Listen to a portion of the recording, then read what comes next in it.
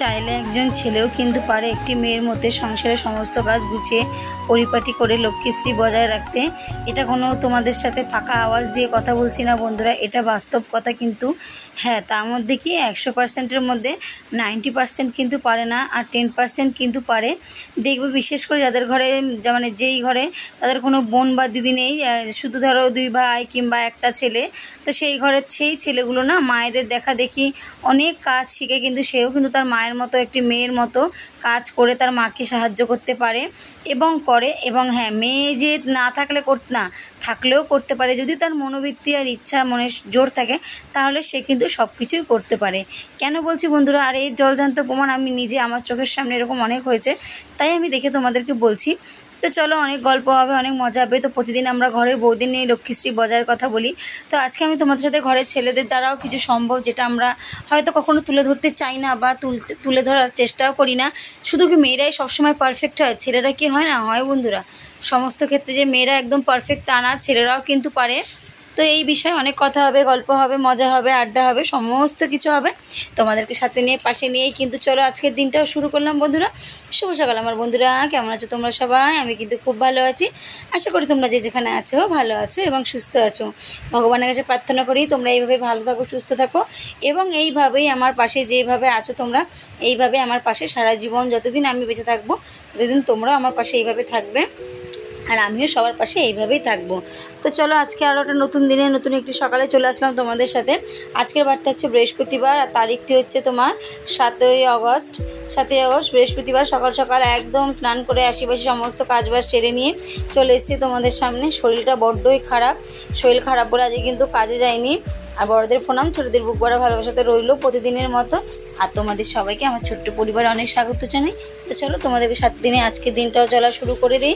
সকাল থেকে রাত পর্যন্ত তোমাদেরকে 7 দিনে আজকে আমার দিনটা কীভাবে কাটালাম সমস্তটাই তোমাদের সাথে শেয়ার করবো বন্ধুরা। তো আজকে কাজে যাইনি কেন জানো তো? শরীর কিন্তু বড্ড খারাপ, শরীরে এত মানে খারাপ যে আমি সকাল থেকে কিন্তু কাজে যেতে পারিনি একদমই। আর ফোন করে বলেছি জ্বর, মাথায় যন্ত্রণা, কোমর ব্যথা, উঠতে পারছি না। কিন্তু কি করবো বলো, ঘরের কাজ তো আর পড়ে থাকবে না, ঘরের কাজ তো করতেই হবে। শরীর খারাপ দেখে যে হাত পা গুটিয়ে বসে থাকবো তা তো হয় না।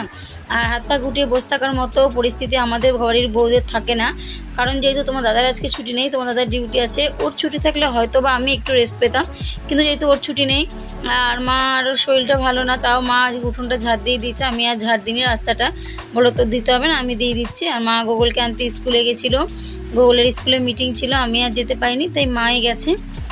ওর জন্য আজকে অনেকটা প্রেশার পড়ে গেছে যে না, শরীর খারাপ নিয়ে একটু বিশ্রাম নিতে পারলাম না বাড়িতে। তারপরে এই দেখো সকাল সকাল উঠে আজকে ভাবলাম কি আজকে একটু শাড়ি পরি, যেহেতু বাড়ি আছি, কাজে যাইনি, আর বৃহস্পতিবার অনেক দিন পরি না। ইচ্ছা থাকলেও উপায় থাকে না, হাজারো ব্যস্ততার মধ্যে কাজের চাপে কিন্তু কখনো শাড়ি পরা হয়ে ওঠে না, তার জন্য শাড়িও পরতে পারি না। তো আজকে একটু পরে নিলাম, শাড়ি পরে একটু আলতা পরে নিলাম, ফুল টুল তুলে নিলাম। আজকে অনেক জামা প্যান্ট কাচতেও হয়েছে জানো তো। দেখলাম যে আজকে একটু মেঘলা মেঘলা ওয়েদারটা কেটেছে, তো হালকা রোদের ভাব নেই, কিন্তু তাও বৃষ্টিটাও নেই। জলটা শুকালেও তো শুকাবে, কিন্তু না, অনেকটাই কিন্তু শুকিয়ে গেছে।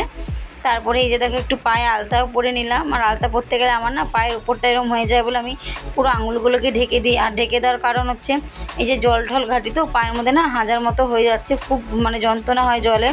তার জন্য কী করলাম যেন একটু আলতাটা পরে নিই, যদি একটু কমে। তারপরে এই যে চলে আসলাম ঠাকুর ঘরে, কাপড় পাল্টিয়ে ঠাকুরগুলোকে পরিষ্কার করে নিলাম, কারণ জানোই দরজা খোলা থাকলে হাওয়া বাতাস ঢোকে, ঝুল ঠুল পরে ঠাকুরের গায়ে ফাঁকায় ফাঁকায়। তার জন্য ঠাকুরের ঘরটাও পরিষ্কার করে নিয়ে ঠাকুরগুলোকে সমস্ত পরিষ্কার করে নিলাম। আর আগে সকাল সকাল ভাবলাম যে না, আগে সমস্ত কাজ করার আগে পুজোটা দিয়ে নিই, কারণ পুজোটা হচ্ছে বড় কাজ। আর যেহেতু বৃহস্পতিবার আমি ঘট পাতি না, ঘট না পাতলেও বলো ঠাকুরের সমস্ত কিছু পাল্টানো এটাও তো একটা কাজ, পাল্টে পরিষ্কার করা, সমস্তটা ঝেড়ে ঝুড়ে পুজো দেওয়া, সমস্তটাই তো করতে হয়। তো সব কিছু করে নিয়ে পুজোটা দিয়ে তারপরে রান্নাঘরে যাব। পুজোটা দিয়ে তারপরে একটু চা খেয়ে নেবো। 1 কাপ চা না খেলে সকালবেলা দেখবে একদম ভালো লাগে না। তো ওই যে বললাম শরীর খারাপ নিয়ে যেন কোমরটা আর মাথায় এত যন্ত্রণা, কোমর মাথায় যন্ত্রণা কিন্তু পারছিলাম না, তারপরেও কিন্তু সমস্ত কাজ কিন্তু করতে হয়েছে তাই নিয়ে। আর এদিকে দেখো ঠাকুরের সব কাপড়গুলো পাল্টে দিয়ে পুজো দিয়ে তারপরে যাবো রান্নায়। আর আজকে রান্না করেছি অনেক কিছুই রান্না করেছি, নোটে শাক করেছি, তোমার উচ্ছে দিয়ে মুগ ডাল করেছি, ঝিঙে আলু তরকারি করেছি, আর বাবা চাটনি করেছে। চাটনিটা বাবা করেছে, ওই ঠাকুরে দিয়ে যে বাতাসাগুলো বাঁচে না, ওগুলোকে ফেলে দিই না, ওগুলো একটা কৌটোর মধ্যে করে রেখে দিই। তো সেই কৌটোর বাতাসাগুলো দিয়ে আজকে কিন্তু চাটনি হয়ে গেছে, আবার কিছুটা বাতাসা বেঁচেও গেছে। আর আজকে একটু বাড়িতে ধুনো দিয়েছি দিনের বেলা, কারণ আগে যখন আমি পুজো দিতাম সকাল সকাল প্রত্যেক দিন তোমরা দেখেছো আমি ধুনো দিই, এখন তো আর দুবেলা দেওয়া হয় না, একবেলাই দেওয়া হয়। তাই আজকে যখন ভাবলাম বাড়ি আছি একটু দিয়েই দিই। তো সব দিন তো আর সমানভাবে মানে সব বৃহস্পতিবার তো সমানভাবে করে ওঠা হয় না, কারণ যেহেতু কাজে যাই, কাজ থেকে ফিরতে ফিরতে অত বেলা হয়ে যায়, তারপরে এসে তার মধ্যে পুজো মার দেওয়া হয়ে যায়, এসে নিয়ে আর করা হয় না।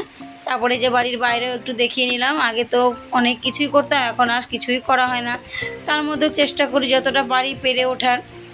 আর তুলসী তলায় জল আগে দিয়ে গেছিলাম, ওই জন্য ধূপকাঠিটা এখন দিয়ে গেলাম, জল ফুলটা আগে দিয়ে গেছিলাম। তারপরে যে বড়মার এখানেও ওনাকে সিঁদুর পরিয়ে ফুল টুল দিয়ে ওনাকে দিয়েও আরতি করে নিলাম। আর মাথার যে সেটা ছিল তোয়ালিটা খুলে গেছে বলে ওটাকে রেখে আবার ক্লিপ জড়িয়ে দিলাম, দিয়ে এইভাবে একের পর এক সমস্ত কাজ করে নিচ্ছি। আর আজকে একটুখানি মায়ের কাছেও যেতে হবে, ডাক্তারের কাছে যাবো, ওখান থেকে একটু মায়ের কাছে ঘুরে এসেছি, মা বলেছিল যেতে, তো এখানে গিয়ে খাওয়া দাওয়া করেছিলাম দুপুরবেলা।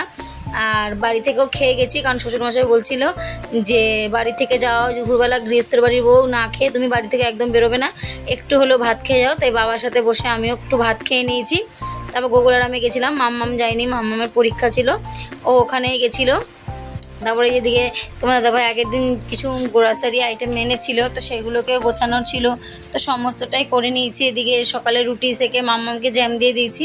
আজকে আর ভাত খেয়ে মাম্মাম যায়নি, বললো মা রুটি দিয়ে খেয়ে যাবো, পাউরুটি দিয়ে জ্যাম দিয়ে, তো সেটাও করে দিলাম। বাবা সকালে রুটি এনে দিল। আর এদিকে সব কৌটোগুলো যে ধুয়ে রেখেছিলাম তার মধ্যে সমস্ত জিনিস এবার ঢেলে নেব, কৌটোগুলোকে মুছে পরিষ্কার করে। আর যে কথাটা তোমাদের বলছিলাম যে লক্ষ্মীশ্রী শুধুমাত্র কিন্তু যে মেয়েরাই ধরে রাখতে পারে এমন কিন্তু না, ছেলেরাও কিন্তু পারে। কি করে কিভাবে সমস্তটাই তোমাদের বলবো। হ্যাঁ, আজকে আমি বাপের বাড়ি গেছিলাম, গিয়ে দেখছি আমার ভাই ঘট পাতবে, পুজো দিচ্ছে, যেহেতু মা পারবে না, ভাইয়ের বউ বাড়ি নেই, ওর পরীক্ষা চলছে বলে পরীক্ষা দিতে গেছিলো। তো এবার ভাই কি সুন্দর করে আসনটা সাজিয়েছে, তোমরা দেখবে অনেক সময় হয় না যে মেয়েরাও কিন্তু এত সুন্দর করে সাজায় না, কোনো রকম করে পুজো দিয়ে ওঠে। যেমন আমি দেখো কোনো রকম করে পুজো দিয়ে উঠি, সাজানোর সময় পাই না, আরও এত সুন্দর করে সাজিয়েছে। আর আমি ওকে বলে বলে দিচ্ছিলাম যে ঘট কীভাবে পাততে হয়, ও পাচ্ছিল, আমি জোগাড় দিয়ে দিচ্ছিলাম। তো শাক বাজাতে গেছিলাম, বলে দিদি তোকে বাজাতে হবে না, তুই যা, আমি বাজিয়ে নেবো, তোর শরীর খারাপ, তুই গিয়ে শুয়ে থাক, গিয়ে যা। তো গেলাম, গিয়ে সেই ভাইকে আবার দেখিয়ে দিলাম সুন্দর করে। আর আমার ভাই এত সুন্দর করে ঘর গোছাবে, একটা মেয়ে কিন্তু ফেল, একটা মেয়েও কিন্তু এত সুন্দর করে ঘর বাড়ি পুরো সমস্তটা ওই কিন্তু পরিষ্কার পরিচ্ছন্ন রাখে। কারণ আমার মা যেহেতু এখন আর অতটা পারে না, আর ভাই বউ পড়াশুনো করে, কলেজ যায়, এদিক ওদিক যায়, তাই। আর ভাই এদিকে বেকারির কাজ করে, বেকারির দোকানে দোকানে সব বিস্কুট সাপ্লাই দেয়। তারপরও একটা মেয়ের মতো ঘর কন্যার কাজও এত সুন্দর করে করে না, দেখলে তোমরা বিশ্বাস করবে না। বিছানা এত সুন্দর টান টান করে পাতবে না, আর ঘর বাড়ি নোংরা হতে দেবে না, সমস্তটা পরিষ্কার পরিচ্ছন্ন রাখার চেষ্টা করে। কারণ মা এখন আর পেরে ওঠে না একা, ওই সকালবেলা বাবার সমস্ত কাজের দায়িত্ব থাকে মায়ের উপরে। বাড়িতে একটা দোকান আছে, সেই দোকানের মালপত্র যেন ভাই এনে দেয়, সমস্তটা করে। আমার ভাই বলে বলছি না, এটা সত্যি কথাই।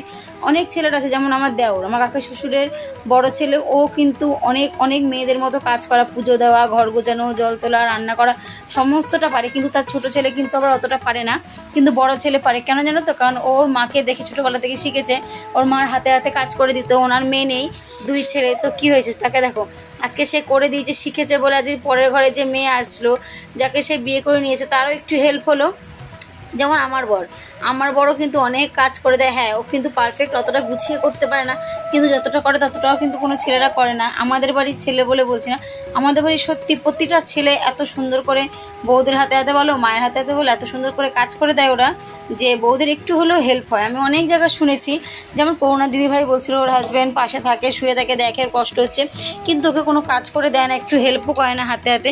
এটা ভুল, জানো তো? কারণ দেখো, স্বামী স্ত্রী দুজনে মিলেই যদি উভয়ে একে অপরের উপর বিশ্বাস ভরসা রেখে একটু হাতে হাতে করে দেওয়া যায় না, তাহলে কিন্তু ভালো হয়, খারাপ হয় না। কারণ সংসারটা যেহেতু আমাদের দুজনার, তাই উভয় একে অপরের সাথেই যদি হাতে হাত মিলিয়ে একটু কাজ করি, তাতে কী ক্ষতি হয়, কী বা এসে যায়?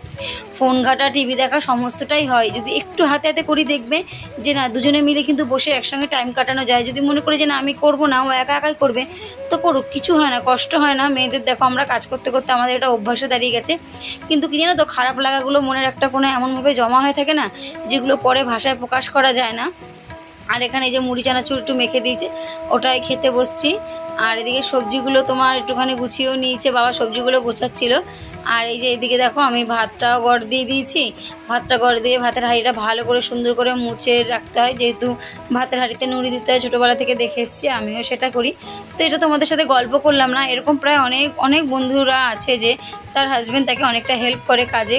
উচিত কেন বলো তো, একার উপর সমস্তটা যদি দায়িত্ব পড়ে না, কারণ সব মানুষেরই কিন্তু শরীর আছে, তাদেরও কষ্ট দুঃখ হাসি কান্না সব কিছু আছে। ছেলেদের যে দুঃখ কষ্ট হয় তা কিন্তু না, মেয়েদেরও হয়। আর আমরা মেয়েরা কি করি, আমরা মেয়েরা যদি ধরো কখনো কোনো কষ্ট হয়, আমরা কিন্তু কেঁদে কারোর সাথে কথা বলে মনটা হালকা করতে পারি। কিন্তু এদিক থেকে দেখতে গেলে দেখো ছেলেরা কিন্তু সেটা পারে না, ওরা মনের ভেতরে রেখে দেয়। ওদের কষ্ট শেয়ার করার লোকও কিন্তু থাকে না, কারণ আমরা কাঁদতে পারি, ওরা কিন্তু অতটা কাঁদতেও পারে না। আর কান্না করলে দেখবো অনেকটা মন হালকা হয়, কিন্তু সেটা ওরা তা পারে না। তাই বলি সবসময় যদি মনে করি আমরা মেয়েরাই পারফেক্ট, না, ছেলেরাও কিন্তু পারে। ছেলেদের মধ্যে অনেক গুণ আছে যেগুলো আমরা মানে কখনো তুলে ধরার চেষ্টা করি না। তো কখনো যদি কোনো ভিডিও নিয়ে আসতে পারি তো হ্যাঁ অবশ্যই আসবো। ছেলেদের সম্পর্কেও একটু কিছু আমাদের বলা উচিত। সবসময় খালি আমরা মেয়েদের নিয়ে এত ব্যস্ত হয়ে পড়ি আর মেয়েদেরকে এত প্রায়োরিটি দিই কেন? ছেলেদের কি কোনো প্রায়োরিটি নেই? ওদের কি কোনো শখ আহ্লাদ সুখ দুঃখ ওদের কি কিছু নেই? ওরা কি মানুষ না বলো? ওরাও তো মানুষ, রক্তে মাংসে ওরাও মানুষ, ওদেরও দুঃখ হয়, কষ্ট হয়, সমস্ত হয়, ব্যথা পায়, ওদেরও আঘাত লাগে। তাহলে কেন ওদের জন্য আমরা কখনো ভাবি না বলো? এটাও তো ঠিক, আমাদের জন্য যখন তারা ভাবে তাদের জন্য তো আমাদের ভাবা উচিত। তো অনেক কথা বললাম তোমাদের সাথে, কেউ কিছু মনে করো বন্ধুরা। যদি কোনো কথা তোমার একটু খারাপ লেগে থাকে তাহলে প্লিজ মানিয়ে নিও, কারণ দেখো কাউকে কষ্ট দেওয়ার জন্য কোনো কথা আমি বলিনি। আর মার কাছে চলে এসেছি, এসে দেখো গোগল কী করছে জানো? গোগল ওর ভাইয়ের সাথে খেলছে। ওর ভাই লটারিতে 500 টাকাগুলো পেয়েছে, আর এত কেন অতগুলো টাকা নিয়ে এসছে, 4টে টাকা। আমি বলি বাবা তুই এতগুলো টাকা কোথা থেকে নিয়ে আসলি রেখে? বলছে মামুনি ওটা খেলার টাকা, তুমি জানো না। আমি কী বলিস বাবা? দূর থেকে মনে হবে যে পুরো না তো সলিড মানে নোট, আসল 500 টাকার নোট। আর মায়ের বাড়ি ঢুকতেই দেখবে গাছটা কী সুন্দর বেয়ে একদম কারেন্টের তারের উপর উঠে গেছে, এত ভাল লাগছিল দেখতে। ছবিটা তুলে নিয়ে আবার তোমাদের সাথে একটু শেয়ার করলাম। আর এই দেখো ভাই কী সুন্দর ঠাকুরের আসনটা সাজিয়েছে, দেখো এত সুন্দর করে। মনে হয় কোনো মেয়েও অত সুন্দর করে সময় নিয়ে সাজাবে না, কারণ আমাদের অনেক তাড়াহুড়ো থাকে সংসারের কাজে। এই দেখো বিছানা টান করে গুছিয়ে রাখা, সমস্ত কিছু পারফেক্টভাবে কিন্তু করে রাখে। আর মা দেখো খেতে দিচ্ছে আমাদেরকে। মা লাল শাক করেছে, কাঁকরোল ভেজেছে, বেগুন ভেজেছে, মাছের ঝোল করেছে, পিসেমশাই মাছ এনেছিল কাতলা মাছ। আর আমি তো বেগুন ভাজা খাই না, আমি কাঁকরোল ভাজা দিয়ে শাক দিয়ে খাচ্ছিলাম, আর মাছের ঝোল দিয়ে খেয়েছি। আবার আমের টক করেছিল মা। তারপরে মা বললো কি যে একটু তালের বড়া করবো, তাল গোলানো আছে মনে হয়, তাহলে একটুখানি তুই মাখ। তারপরে যখন তালের গোলানোর জন্য সমস্তটা দিয়ে আবার তালটাকে মাকে মেখে দিলাম। মা আবার কটা বড়া করে আমাদেরকে দিয়ে দিল, যে বাড়িতে মাম্মা আমার তো মা দাদাভাই যায়নি, ওদের জন্য নিয়ে যা। আর মাম্মামের জন্য মা 1 পিস মাছ আর একটু ভাতও পাঠিয়ে দিয়েছিল, যেহেতু মাম যায়নি, ওর জন্য আমরা খাবো, ও খাবে না, তার জন্য ভাত মাছ পাঠিয়ে দিয়েছিল। তালের বড়া পাঠিয়েছিল, দুধ বিস্কুট অনেক কিছু পাঠিয়ে দিয়েছিল, সুজির প্যাকেট দিয়েছিল। আবার বোন 200 টাকা দিয়েছিল যে ওদের কিছু খাবার কিনে দিবি, কারণ ওদেরও তো মানে আমাদের একটু মানে যে তোমাদের তো বললাম রোজ রোজ এক কথা বলতে ভালো লাগে না, তাই ও বললো তাহলে এই টাকাটা নিয়ে যা, এটা দিয়ে ওদের দুজনকে কিছু কিনে দিবি। তো ওদেরকে এনে দিয়েছি, জানো মামুনি টাকা দিয়েছে। ওরা শুনে কি আনন্দ পেয়েছে, বলছে মা কিছু এনে দেবে না? তো একবারে দেখো 200 টাকা যদি একবারে খেয়ে নিই, তাহলে বলো খেলে তো খাওয়াই যায়, তাই না? তাতে তো কোনো খারাপ নেই, কিন্তু খেয়ে নিলে কেমন একটা লাগে যে একদিনে যদি 200 টাকা খেয়ে নিই পরে খাবো কি? আমাদের যেমন পরিস্থিতি তেমন তো সেভাবে আমাদের খরচা করতে হবে। তাই বলেছি, মাম্মাম বললো মা ঠিক আছে তোমার করতে হবে না, তুমি যা আনবে তাই খাবো। মাম্মা গোকুল দুজনে তাই বললো। ওরাও যেন তো বোঝে, ওই যে বলি না ভগবান আমাকে লক্ষ্মীমন্ত 2টো ছেলে মেয়ে দিয়েছে, ওরাও অনেক কষ্ট আমাদের দুঃখ অনেকটা বোঝে, যার জন্য আজ পর্যন্ত ওরা আমি দেখলাম না কোনোদিন ওদের এলহাই চাহিদা কোনো খেলনা বলো খাবার বলো কখনো কোনো জিনিসের না ওদের কোনো চাহিদা নেই। আর ভগবান বলে না, ভগবান বুঝে শুনে সবাইকে সব কিছু দেয়। আর মা 2টো গ্লাস দিয়েছে তো 2 ভাই বোনকে জল খাওয়ার জন্য, গ্লাস 2টো কি সুন্দর। আর তারপর আমি এই যে তখন সন্ধ্যে দেবে তোমার দাদাভাই সব রেডি করে দিচ্ছি, বাড়ি চলে এসেছিলাম, তোমার দাদাভাইকে সবটা আবার রেডি করে দিলাম। আর এই যে তোমার দাদাভাই দেখো মামামের জন্য মোমো, গোগলের জন্য এগরোল, আর ওর জন্য ফুচকা এনেছিল আমার জন্য, কিন্তু আমি ফুচকা খাইনি, আমাকে তাই বলছে তুমি একটা খাও।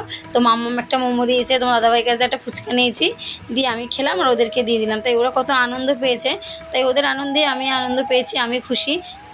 তাই আমি বলি যে আজকে সত্যি কথা বলতে আমার মাম্মা আমার গোগলের না কোনো চাহিদা নেই গো, কোনো বড় এলাহি চাহিদা, খাবার দাবার বলো খেলনা জামা কাপড় যাই তুমি যা দেবে তাই নিয়ে ওরা সন্তুষ্ট থাকে, এখনও পর্যন্ত আছে। জানি না কি হবে, কিন্তু আমি অনেক জায়গায় দেখি যে বাচ্চাদের যতই যাই হোক না ওরা মা বাবার পরিস্থিতিটা বোঝার চেষ্টা করে না, যখন যেটা চাই সেটা নেওয়ার জন্য মানে উতলা হয়ে থাকে। যেমন আজকেই শুনছিলাম একটা 25 বছরের ছেলে জানো, ওর মা লোকের বাড়ি কাজ করে, বাবা নেই, তো ওটা 3 লাখ টাকা দামের গাড়ি ওর মার কাছে চেয়েছে। সম্ভব বলো, ওর মা কী করে দেবে? দেবে না বলেছে বলে বন্ধুদের সব বলে রেখেছে, আত্মসম্মানে লেগেছে বলে গলায় দড়ি দিয়ে মারা গেল ছেলেটা। তাহলে বলো কার জীবনটা চলে গেল? তুই তো নিজেও চাকরি বাদা করে কাজবাজ করে সেই জিনিসটা আনতে পারতিস, মায়ের উপর ভরসা না করে। তো এই হচ্ছে আজকালকার দিনে পরিস্থিতি, জানি না পরবর্তীতে কী আছে। তো আজকের মতো বন্ধুরা এই পর্যন্ত রাখলাম, অনেক কথা বললাম। আর যে মাম্মাম গোগল দুজনে দেখো বিছানা জুড়ে পড়তে বসে গেছে, আমি আর তোমার দাদাভাই বাইরে বসে আছি। আজকের মতো এই পর্যন্তই, কালকে আবার দেখা হবে নতুন একটা দিনের নতুন একটা। Good night, love you. আর বন্ধুরা সবাই ভালো থেকো।